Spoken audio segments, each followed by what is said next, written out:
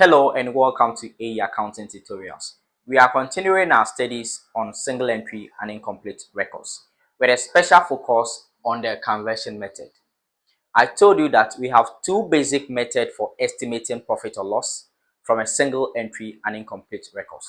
The first method has to do with the net worth method, what I called the capital approach. That is what we looked at in the part 1 of this video. That is where the transactions are not kept in accordance with the double entry principles. In that sense, a single entry transaction has been kept. So in order to estimate profit or loss, we go through the net worth method or the capital approach by preparing a statement of profit or loss, by comparing the closing capital with the opening capital. Then we make adjustments on drawings and that of the additional capital. But with this particular conversion method, it is a method of estimating profit or loss, or it is a method of preparing the income statement and statement of financial position.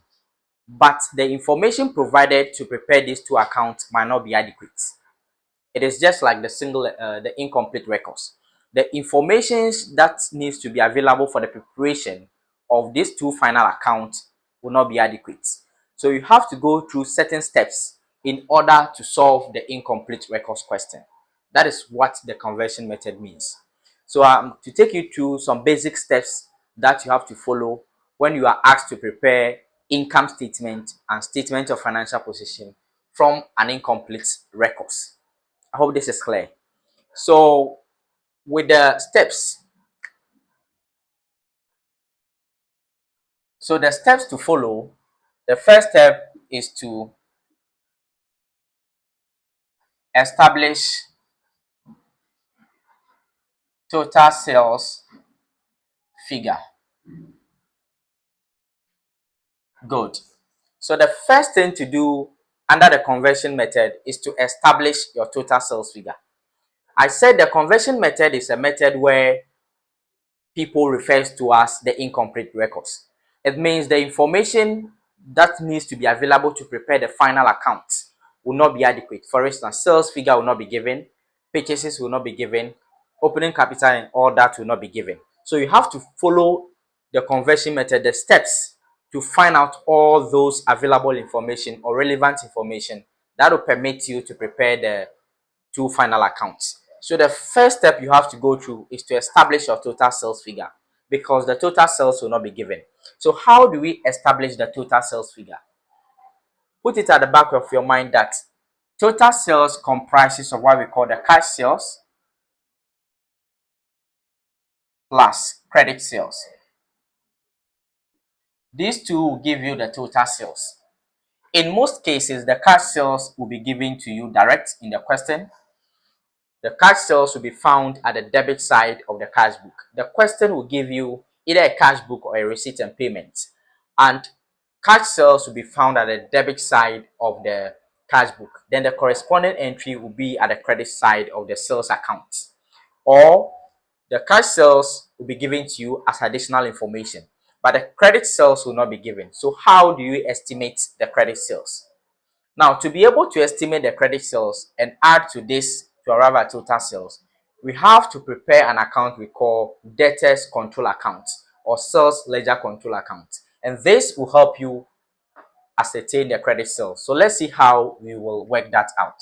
So we have to prepare what we call the debtors control account or the sales ledger control account. So I bring my currency. These are workings you have to do. Okay, good. So this debtors control account is the same as the sales ledger control account. I have made video on control accounts. The link will be dropped in the comment section. You can click on it to watch to understand everything on control accounts. But this is just workings. I'm to show you how you'll be able to determine the credit sales. It is likely that the question will give you opening balance and closing balance of debtors. Now, debtors are assets of the business, or account receivables are assets of the business. So the balances will be debited to the debtors account because they are assets. Asset has a natural debit balance. So the opening balance and the closing balance needs to be debited.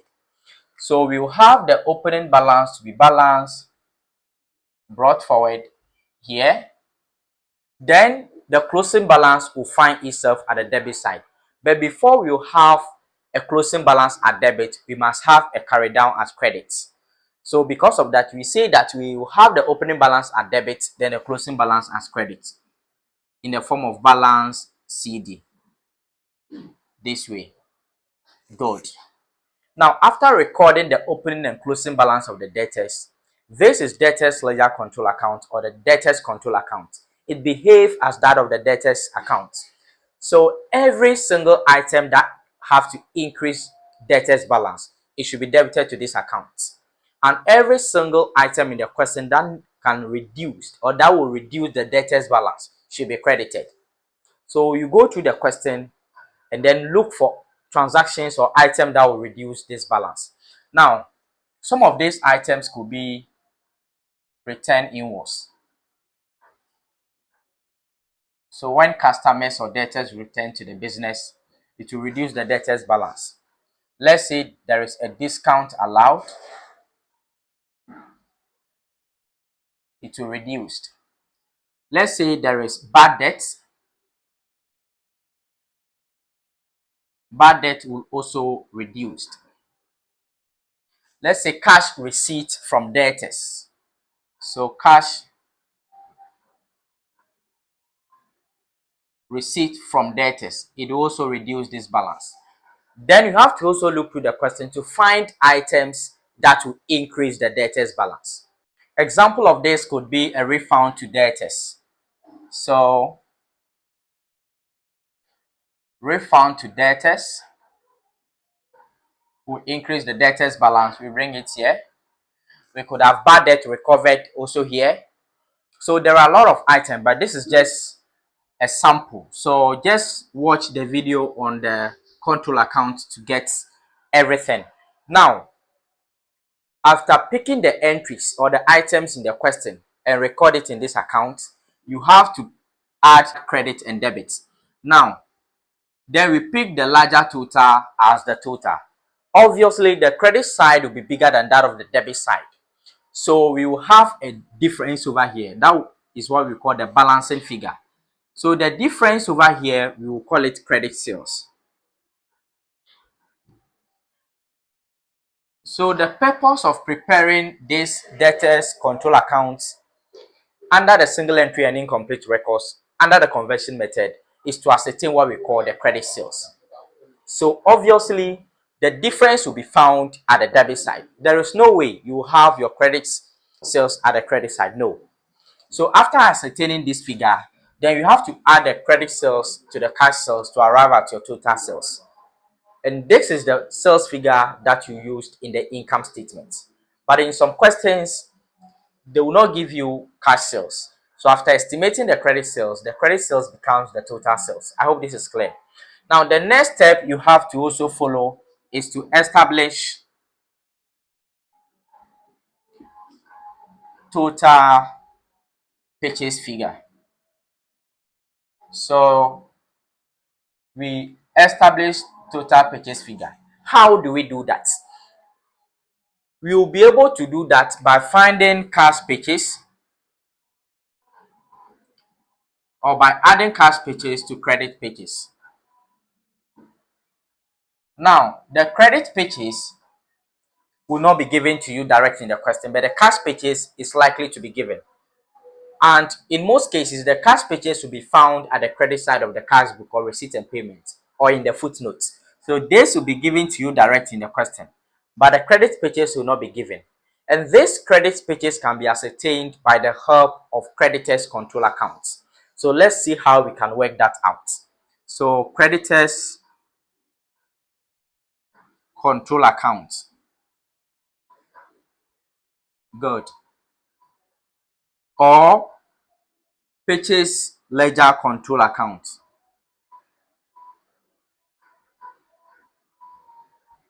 Good. Now, this creditors control account acts as that of the creditors account. So every single item in the question that will have to decrease the creditors balance, let's record at the debit side. And every transaction or item that will increase the creditors balance, let's record at credit side, because creditors increase at credit side. And it is also likely that the question will give you opening balance of creditors and closing balance of creditors. Now, creditors are liabilities to the business, so the balance will be a credit balance. So the opening balance will be recorded at the credit side because it is a liability as balance brought forward. Then the closing balance will also find itself as at the credit. But before you have it at credit, you must have it at debit as balance CD. Good. Now, after you are able to record the opening and closing balance, look through the question to find any item that will decrease the creditors balance. Example of such items could be a return outwards.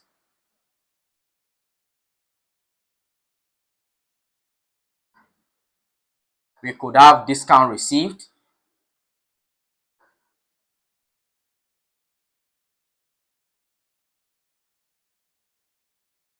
We could also have cash or check paid to creditors.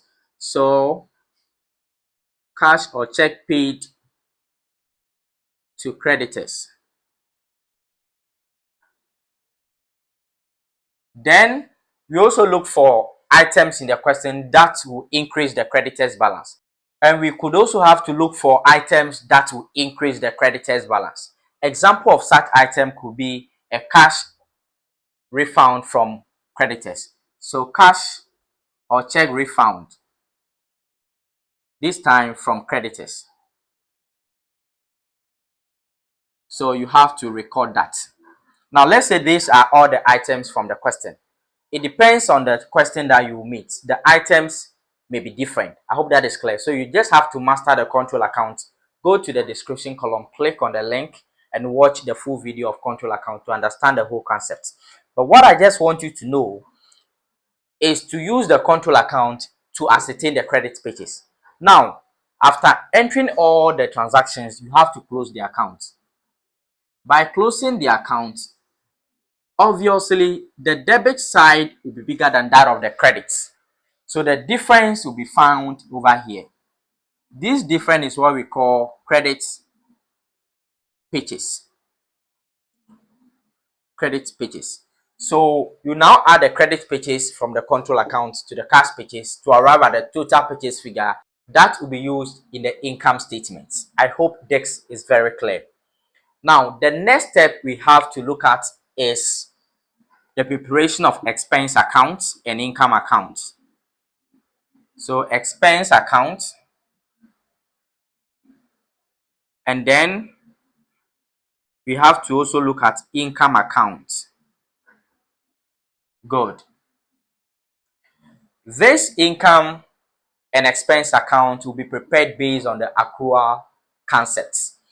Now, we are preparing the expense account in order to ascertain the expense incurred for the period. That will be recorded in the income statement of profit or loss.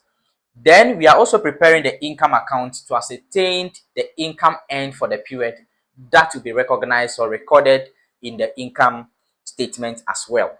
With the expense, our focus is not on the expense paid or the expense owings outstanding. Our focus is on the expense incurred for the period. The accrual concept states that expenses incurred for the period, either paid or not, should be matched against revenue earned, either received or not.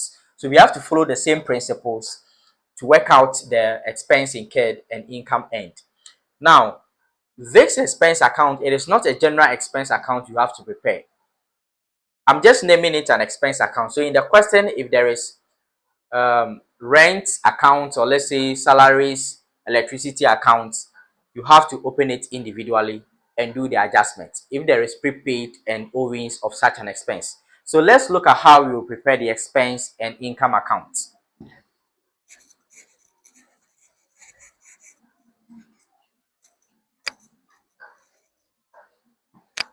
So now we will have the expense account or expenses account. But I told you this is not a general expense account. So if the expense is wages and salaries, named it on top. If it is insurance, named it on top. So it is likely that the particular expense will have opening balance of prepaid and closing balance of prepaid, opening balance of owings or outstanding, and closing balance of owings or outstanding. Now, whenever the expense has opening balance prepaid, record it at the debit side. There is a reason. So we have the balance brought forward, but it is prepaid. I said let's record at the debit side because expense prepaid is an asset to the business. So therefore, it must be recorded at the debit side because asset has a natural debit balance. Then expenses owings, it is also a liability. So opening balance of owings or outstanding should be recorded at the credit side, indicating it is a liability to the business. But there are other ways to prove why it is recorded here by the help of the double entry. But just put it at the back of your mind that opening balance of expense prepaid, it is an asset, and expense owings, it is a liability. I hope this is clear. So if the opening balance of prepaid is at the debit side, the closing balance must also be at debit. But before we have the closing balance as debit, we must have a balance carried down of the prepaid as the closing balance of the expense. Good. We must have it here. Then the opening balance of owings, the closing balance of that owings should appear at the debit side as balance CD. This time it is owings. Good. Or outstanding this way. Now, not all questions that the expense will have opening balance and closing balance of prepaid, opening balance and closing balance of prepaid. This is just the format. But any of them that you meet, you know how you treat them. I hope this is clear. Now, after recording the opening and closing prepaids and owings of the expense, then the next thing you have to consider is that did we pay for that particular expense in the cash book or receipt and payment? If yes, the corresponding entry needs to be completed. Anytime we've paid for an expense, we credit the cash book. Then we have to debit the expense account in the name of cash book or bank. So cash or bank. So we record that here. After recording that, we have just to close the account. Good. Now, you'll notice that the debit side will be bigger than that of the credit side because of the cash over here. So the difference over here, we will call it profit or loss or the income statement or the income statement. So this will be the expense incurred for the period that will be transferred to the income statement. If you are using the T format of the income statement or the horizontal format, it means this amount will be debited to the income statement. But if you're using the vertical format, just consider that that particular expense account you've opened, this particular figure should be transferred as an expense. I hope this is clear. Now, let's look at that of income. So, income account.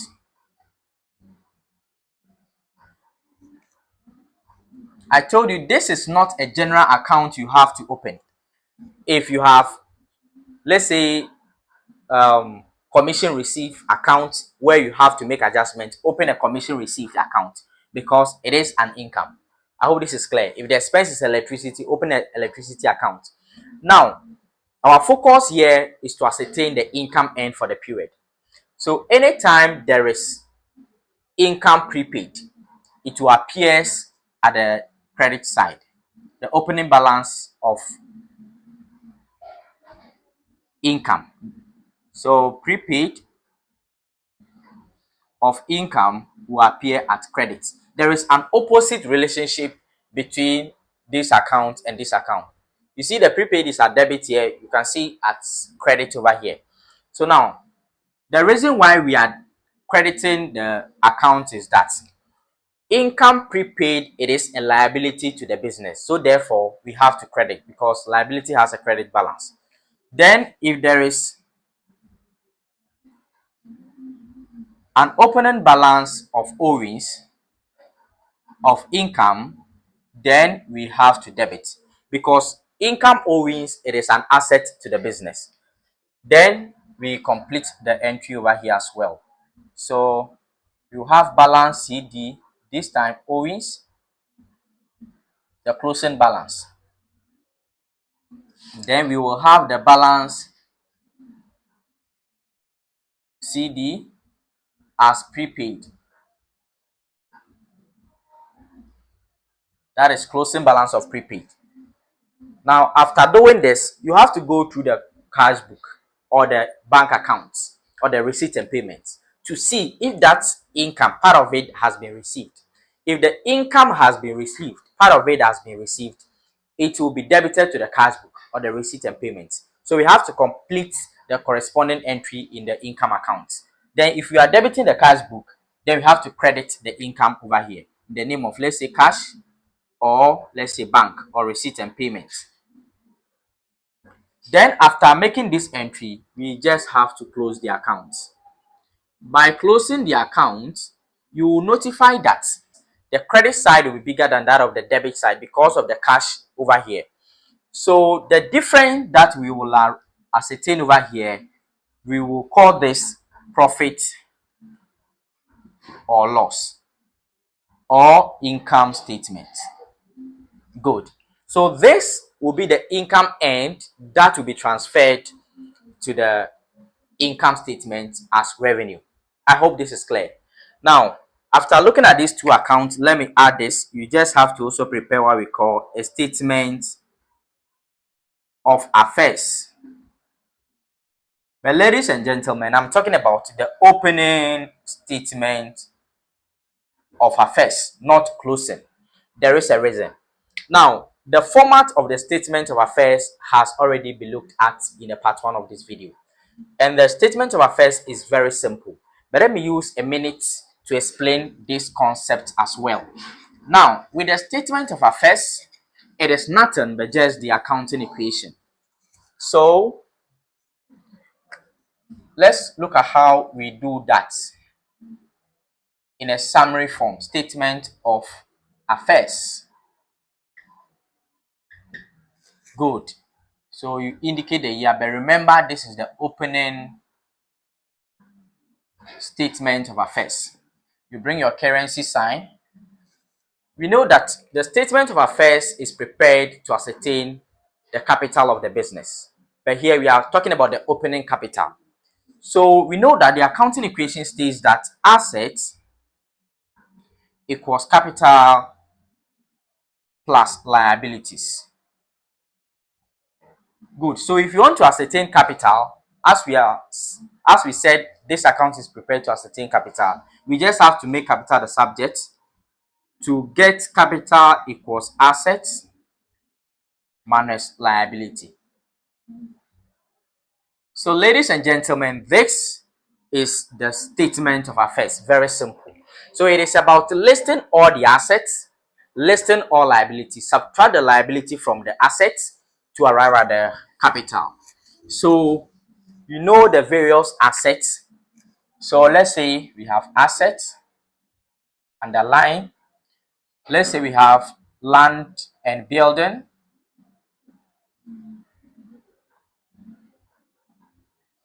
Let's say we have inventory. So let's say these are the two assets we have. You know the examples of the assets, so you can list all of them. You add it to have the total assets. Then we will look at the liabilities as well. Let's say we have creditors or account payables. Then let's say we have loan. So we add the two of the liabilities. Then we subtract this liability from the total assets to arrive at a figure called the opening capital. The opening capital, or the capital of the business. Now, in preparing the statement of affairs, from the question, when picking the asset and liability value, Pick the opening balances, not the closing, because you could have closing balance and opening balance of land and building. Choose the opening balance. I hope this is clear, because we want to ascertain the opening capital of the business, and it is the opening capital of the business that we will use to prepare the statement of financial position when we get to under finance by. In preparing the statement of affairs, all the figures we will use over there would be the closing balances. If it is asset, liability, whatever, it will be the closing balances when we are preparing the statement of financial position, except capital. For the capital, it should be the opening capital. That is why we are working for opening capital, because it is the opening capital that we will make adjustment on by adding net profit, lesson drawing. Then we expect the resultant figure to be what? A closing capital. So basically, this is the steps that you have to follow to solve a practice question on a single entry and incomplete records where you have been asked to prepare income statement and statement of financial position. But the information provided for you to prepare these two accounts, if they are not adequate, maybe sales figure is not given, purchase is not given, and all that, use the conversion method. Follow these steps in order to get these figures, to do it as simple as ABC. So in our next video, we will take a practice question on this and solve to enhance our understanding. If you are yet to join our channel, kindly subscribe to be part of us. So see you in my next video.